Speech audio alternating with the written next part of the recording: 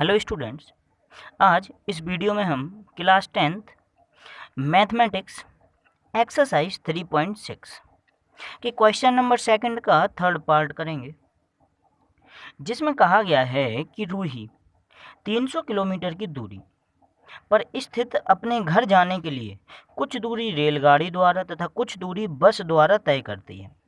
यदि वह 60 किलोमीटर रेलगाड़ी द्वारा तथा शेष बस द्वारा तय करती है तो उसे 4 घंटे लगते हैं।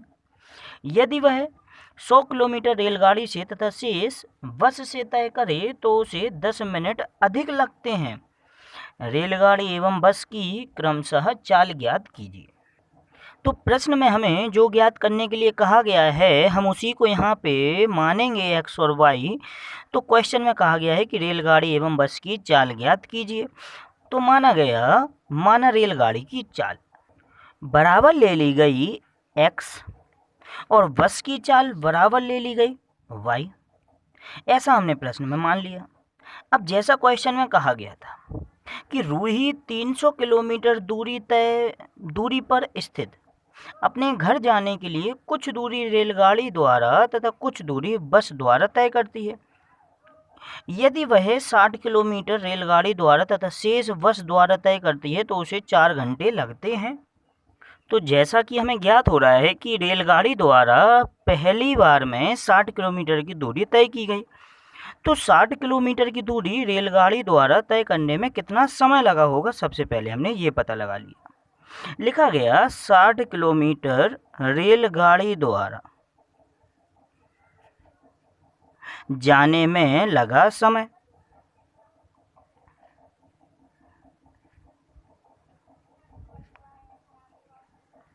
अब जैसा हमें पता है समय बराबर होता है दूरी बटे चाल। तो दूरी हमारी हो गई 60 किलोमीटर और चाल हो गई हमारी, रेलगाड़ी की चाल हमने मानी थी x, तो 60 किलोमीटर रेलगाड़ी से जाने में उसे 60 बटे x घंटे लगेंगे। तो ये तो हो गया रेलगाड़ी से 60 किलोमीटर जाने में लगा समय। लेकिन कुल दूरी कितनी थी? 300 किलोमीटर। अगर रेलगाड़ी से उसने 60 किलोमीटर दूरी तय की है तो जो शेष हमारी बच गई 240 किलोमीटर दूरी। तो 240 किलोमीटर की दूरी उसने बस से तय की है। तो अब हमने पता लगाया कि 240 किलोमीटर बस द्वारा जाने में लगा समय।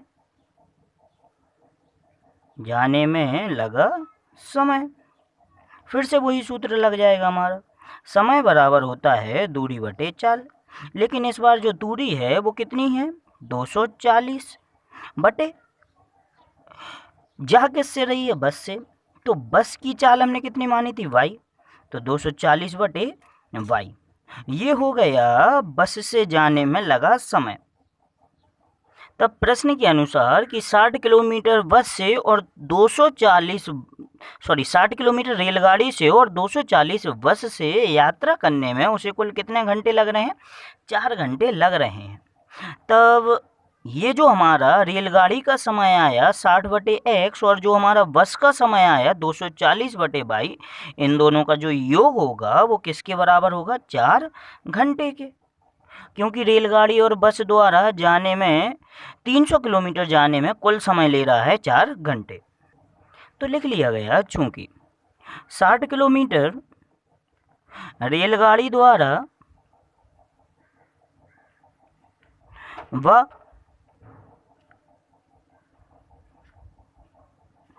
240 किलोमीटर बस द्वारा जाने में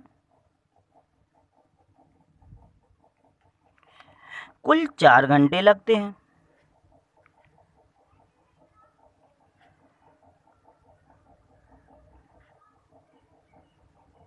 अतः बस का समय प्लस रेलगाड़ी का समय, रेलगाड़ी का समय है हमारा 60 बटे x प्लस बस का समय हो गया 240 बटे y, बराबर हो जाएगा 4 घंटे के। ये हो गया हमारा समीकरण नंबर 1। ये समीकरण हमने ज्ञात कर लिया हमारी पहली स्थिति के अनुसार जो स्टेटमेंट दिया गया था, प्रथम स्थिति के अनुसार।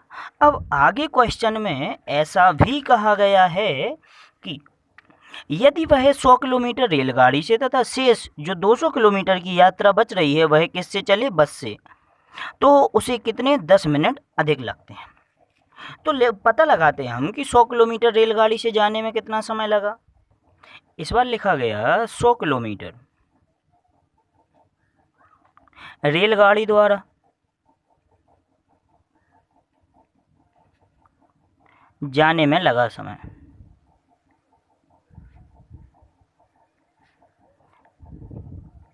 समय का फॉर्मूला हमारा वही है, दूरी बटे चाल। तो दूरी इस बार हो गई 100 किलोमीटर बटे चाल क्या है हमारी रेलगाड़ी की चाल हमने मानी हुई है x, तो 100 बटे x। अब शेष दूरी आगे कहा गया था कि शेष बस से, यानी कि शेष दूरी कितनी बच गई 200 किलोमीटर। तो 200 किलोमीटर बस द्वारा जाने में लगा समय बराबर हो जाएगा दूरी बटे चाल। बस की दूरी है हमारी y, लेकिन इस बार उसने कहा कि 100 किलोमीटर रेलगाड़ी तथा 200 किलोमीटर बस से यात्रा करने में उसे 10 मिनट अधिक लग रहे हैं। पहले की तुलना में उसे कितने मिनट, 10 मिनट अधिक लग रहे हैं। यानी कि अगर पहले 4 घंटे लग रहे थे तो इस बार 4 घंटे 10 मिनट लग रहे हैं। तो लिख लिया गया कि 100 किलोमीटर रेलगाड़ी व 200 किलोमीटर बस द्वारा जाने में 10 मिनट अधिक लग रहे हैं। अर्थात रेलगाड़ी के समय और बस के समय को जब जोड़ेंगे हम तो जो योगफल आएगा वो आएगा हमारा 4 घंटे प्लस 10 मिनट। इतना समय हमें लगा। इसको हम बदल लेंगे साधारण समीकरण में। अब यहाँ 4 घंटे 10 मिनट को जोड़ने के लिए मिनट को हमें किस में बदलना पड़ेगा, घंटे में। तो इसमें हो जाएगा किससे, 60 से भाग हो जाएगा। तो 4 प्लस 10 बटे 60 हो जाएगा। और यहाँ हमारा 100 बटे x प्लस 200 बटे y लिखा हुआ है। ये हमारा आ जाएगा, यहाँ 0 से 0 कैंसिल, 4 के नीचे हमने 1 लिखा, एलसीएम लिया 6। ये आ जाएगा हमारा 24 प्लस 1। ये हमने 100 बटे x प्लस 200 बटे y वैसे का वैसा ही लिख दिया। 24 प्लस 1 ये हमारा हो गया 25 बटे 6। ये 100 बटे x प्लस 200 बटे y। इसको हम कह देंगे समीकरण नंबर 2। अब इस समीकरण 1 और 2 दोनों को ही हम हल करेंगे। ये लिख लिए हमने दोनों ही समीकरण। अब इन दोनों समीकरणों को हमें यहाँ हल कर देना। इन दोनों समीकरणों को हल करने के लिए सबसे पहले इनको 2 चर वाले रैखिक समीकरणों के रूप में बदलेंगे।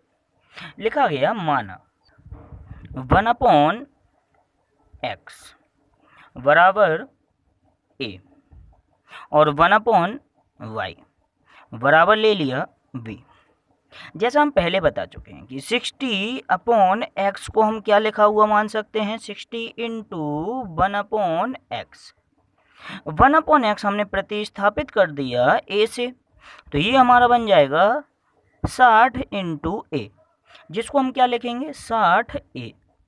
इसका मतलब 60/x को हम लिख देंगे 60a प्लस वैसे ही 240 बटे y को हम लिख देंगे 240b बराबर हो गया 4।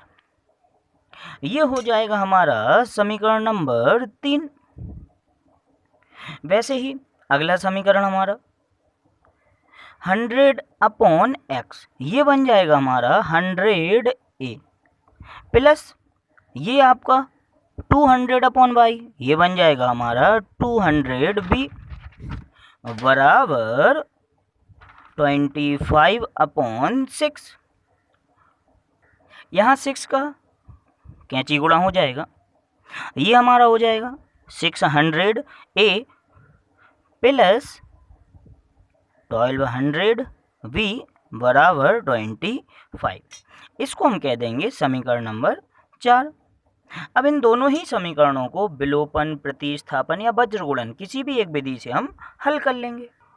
जैसे समीकरण 3 में हमारा a का गुणांक है 60 और यहाँ पे a का गुणांक है 600। तो अगर समीकरण 3 और समीकरण 4 इन दोनों में a के गुणांक हमें समान करने हैं, तो 60 और 600 का अगर लासा लेंगे तो ये आएगा हमारा 600। तो अगर हमें a का गुणांक यहाँ पे 600 बनाना है तो कितने से गुणा करना पड़ेगा? 10 से। तो इस समीकरण में हो जाएगा 10 से गुणा। यहाँ पे तो a का गुणांक पहले से 600 है, इसमें तो किसी का गुणा करना नहीं है। तो लिखा गया कि समीकरण 3 में 10 से गुणा करने पर किया गया गुणा, ये हमारा आ जाएगा समीकरण 3 में 10 से गुणा किया गया, ये आ जाएगा हमारा 600a प्लस 240 में 10 का गुणा होगा 2400b बराबर 4 में 10 का गुणा होगा, ये आ जाएगा 40। इसको कह दिया गया समीकरण नंबर 5। अब ये समीकरण 4 और समीकरण 5 इन दोनों को हम घटा देंगे। लिखा गया समीकरण 4 माइनस 5 करने पर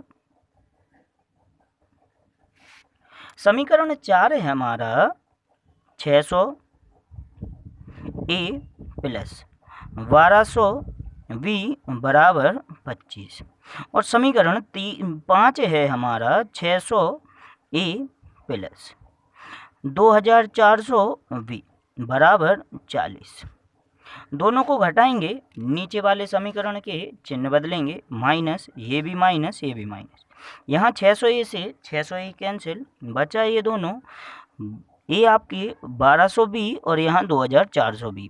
दोनों के चिन्ह अलग अलग हैं, दोनों ही घट जाएंगे, माइनस 1200b बराबर यहाँ 25 और यहाँ माइनस का 40। दोनों के चिन्ह अलग अलग हैं, दोनों ही घट जाएंगे, माइनस का 15। b का मान निकालने के लिए 1200 चला जाएगा, हर में जो आ जाएगा हमारा b बराबर -15 बटे -1200। माइनस से माइनस कैंसिल, ये 15 से 1200, 80 बार में कैंसिल, b बराबर आ गया 1/80। b बराबर 1/80 समीकरण 3 में रख दिया हमने। 3 में रखने पर समीकरण 3 है हमारा 60a प्लस 240b बराबर 4। इसमें b का मान रखा गया, ये आ जाएगा हमारा 60a प्लस 240 गुणा b की जगह पे 1/80 बराबर हो गया हमारा 4। यहाँ 80 से 240 कट जाएगा 3 बार में, 60a प्लस 3 बराबर आ गया 4। ये 3 चला जाएगा यहाँ पक्षांतर में, 60a बराबर हो जाएगा 4 माइनस 3। घटाने पर हमारा 60a बराबर 1। a का मान निकालने के लिए 60 चला जाएगा हर में, a बराबर आ जाएगा 1/60। ये हो गया हमारा a का मान, जबकि b का मान निकला था 1/80। अब यहाँ ध्यान देने वाली बात क्या है कि a और b हमारे प्रश्न का हिस्सा नहीं थे, ये तो हमने माने हुए थे। हमें तो x और y के मान निकालने हैं। तो x और y के मान कैसे निकलेंगे? चूंकि 1/x बराबर माना हुआ है हमने a और a का मान निकला है 1/60, तो 1/x बराबर हो गया 1/60।